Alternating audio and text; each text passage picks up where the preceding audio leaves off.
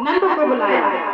नंद ने जैसे ही सुनंदा ने दरवाजा खोला और जैसे ही दरवाजा खोला तो छीनी सी चुनरी में एक छोटा सा सावरा सलोना लाला लेटा हुआ। सुनंदा को भरोसा नहीं हुआ, विश्वास नहीं हुआ, ये लाला है कि लाली है। यहाँ पर सभी संतों ने कह दिया था नंद बाबा तू तो माला कर, तेरे बुढ़ापे में बालक होने वाला है, खुशी आने वाली है।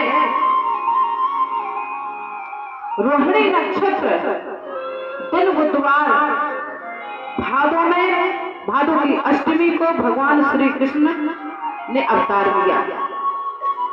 रोहिणी नक्षत्र था, दिन बुधवार था और भादों की अष्टमी।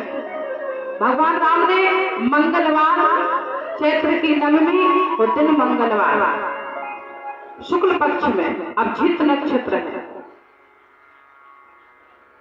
और जैसे ही झीनी चुनरिया को जैसे ही सुनंदा ने खींचा और आंखें खोल करके देखा तो बड़ी खुशी हुई, ये तो लाला है, लाला। प्रसन्नता की लहर दौड़ गई सारे ब्रज में। थाली लेकर के आई, बजाने लगी, अरे भैया हमारे घर में भतीजा हुआ है, लाला हुआ है। दौड़ करके नंद बाबा के पास पहुंची, कहा नंद बाबा अरे भैया यमुना नदी में तो डुबकी लगाओ। कहा काहे के लिए? कहा बस मैंने कह दिया है तू कम से कम 101 डुबकी लगा करके बाहर आ, फिर मैं भैया तुम्हें खुशी बहुत अच्छी खुशखबरी सुनाऊंगी। अब तो नंद बाबा माला जप रहे थे गौशाला में बैठ करके, भयो के नाय, भयो के नाय, भयो के नाय। संतों ने कहा था ना कि माला जपना जल्दी से हो जाएगा, भूल गए। ओम नमो भगवते वासुदेवाय नमः, ओम नारायणाय नमः, भयो के नाय, भयो के नाय, भयो के नाम, ऐसा माला जप रहे हैं।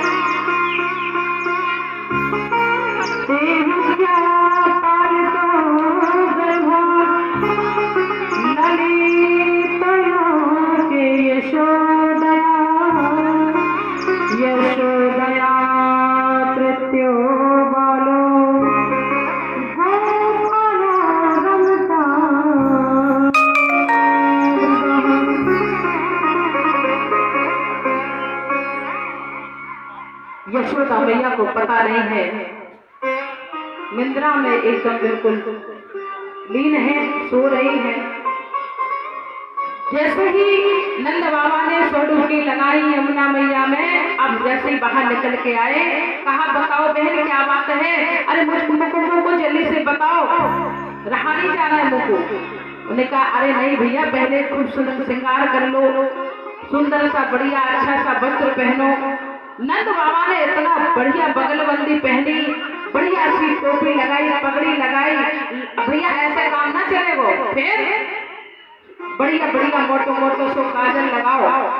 आय हाय ऐसा मोटा सा काजल लगाया बढ़िया। नंद बाबा ने खूब सारी रंग इतनी सारी मणियों की मालाएं धारण की और जैसे अपने सखाओं के साथ में आए, मित्रगणों के साथ, कहा देखो सच बताओ मैं कैसे लग रहा हूँ। सभी सखाओं ने शीशा दर्पण दिखाया, अरे नंद बाबा तू तो बिल्कुल ऐसे लग रहा हो जैसे तेरा ब्याह अभी हो करके आया है। क्या आनंद आ रहा है, कितना अच्छा लग रहा है गोकुल में। नंद बाबा के महल में आज इतना धूम मची हुई है, हर जगह दधी ही दधी बहर, बिल्कुल दही की समझ लीजिए धारा लगी हुई है। हर जगह दही घी, दही घी, दही घी, मक्खन की बाढ़ लगी हुई है, इतना अच्छा लग रहा है। सभी सखाओं के बीच में नंद बाबा सुंदर सा, कहा सुनो ठुमका लगाओ। ठुमका लगाने लगे और इतना सारा नंद बाबा ने दान दिया, ब्राह्मणों को यथार्थ दान दिया। ब्राह्मण कहते हैं नंद बाबा तू ठुमका बाद में लगाना, पहले तू पूजा कर, हवन में बैठ। अच्छा ब्राह्मणों को ये लगता है कि यथार्थ बड़े अच्छे से सारे कार्य हो, वेद नीति से, शास्त्र नीति से सारे कार्य हो, ये ब्राह्मणों को लगता है। नंद बाबा ब्राह्मणों के समूह में बैठ जाते हैं और बड़े सुंदर मंत्र उच्चारण करके सारे ब्राह्मण सुंदर स्वस्ति वाचन करते हैं, बड़ा सुंदर। और उसके उपरांत फिर सारे सभी को जितने भी गोकुल में जितने भी जो जैसा है सबको दान देते। 1 लाख गायें नंद बाबा ने दान दे दी।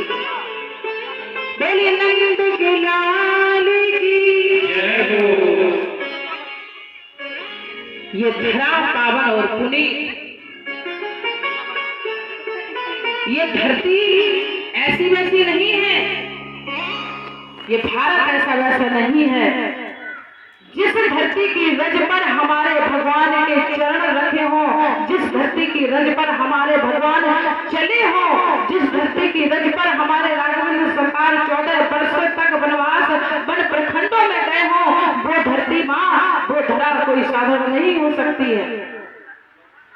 जिस धरती पर बड़े बड़े वीरों ने जन्म लिया है, जिस धरती पर आज जो स्वराष्ट्र है हमारा, जो भारतवर्ष है, जो गुलामों की जंजीरों में जकड़ा हुआ था, आज बड़े बड़े वीरों के माध्यम से आज हम स्वतंत्र देश के भागीदार बने हैं। ऐसा भारत नहीं है हमारा।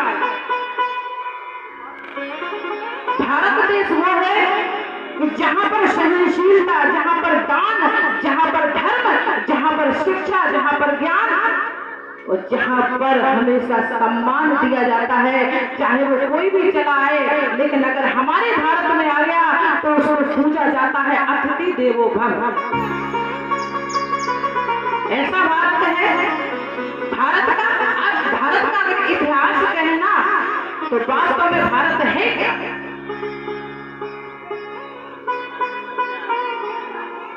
भगत सिंह आजाद, चंद्रशेखर, सुभाष चंद्र बोस, यहाँ तक कि वीरांगनाएं भी इस भारत को स्वतंत्र करने में भागीदार हैं। कोई बनेगा आजकल सुभाष चंद्र बोस, कोई बनेगा भगत सिंह। किसी बालक से अगर कह दो कि एक देशभक्त का गीत सुना दो तो प्यारे आजकल किसी भी बालक को देशभक्त का गीत आएगा ही नहीं।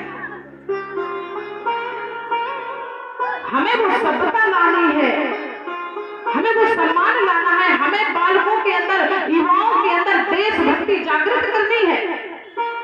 उनको बताना है कि ये जो तपो भूमि है, ये भारत की ये जो भूमि है वो ऐसी वैसी नहीं है।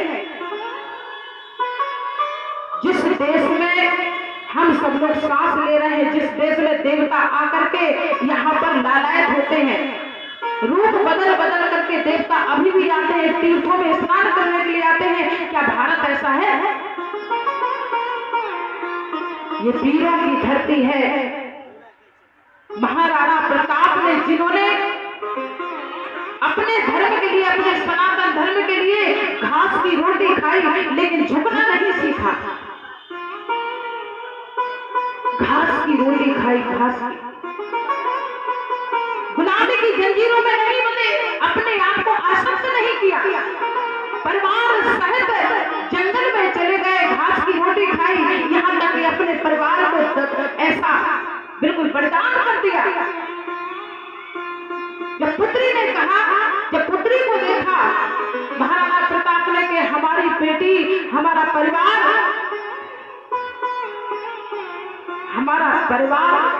इतना असहाय और घास की रोटी खा करके ये धीरे धीरे प्राणायाम की तरफ जा रहा है, मैं अपने आप को समर्पण कर दूंगा, मैं अपने आप को गुलामों के बीच में लाकर के खड़ा कर दूंगा, मुझे ऐसा कुछ नहीं चाहिए ऐश्वर्य, मैं अपने परिवार को मरते हुए नहीं देख सकता। राणा प्रताप ने कहा, उस बच्ची ने कहा कि नहीं पिताश्री, आप अपने हाथ ढीले मत करना, गुलामों के सामने कभी भी आपने नाक को मत रगड़ना, अपने सम्मान को बनाए रखना, चाहे हम जैसी और 1000 लड़कियां क्यों न बलिदान हो जाए। ऐसी वीरांगनाएं हमारे भारत देश में लड़की, ऐसी कन्याओं ने जन्म लिया। पन्नाधार जिसने अपने पुत्र को मार दिया, अपने पुत्र को ही मार दिया, लेकिन उस सिंहासन को, स्वराष्ट्र की रक्षा के लिए एक युवराज को खड़ा कर दिया, वो पन्नाधार। कोई गाथा गाता है कभी किसी के मुख से वीरांगनाओं की या वीरों की कोई भी बात सुनी?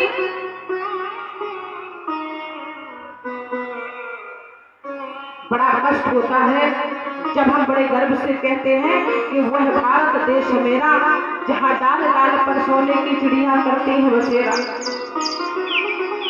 लेकिन इस राष्ट्र के, इस देश के हम मालिक हैं। ये हमारी धरती है, हमारी सरजमी है।